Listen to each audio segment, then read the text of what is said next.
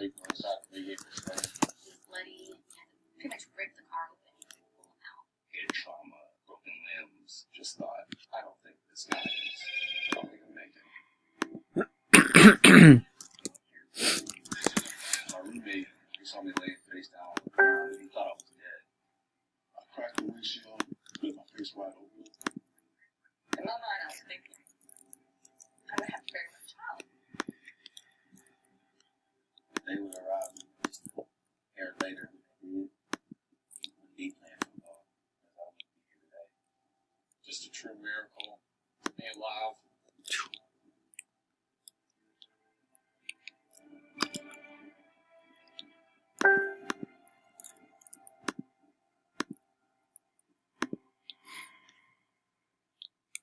Never get Hulu. Live TV for sports. Live TV for sports. Live TV for sports.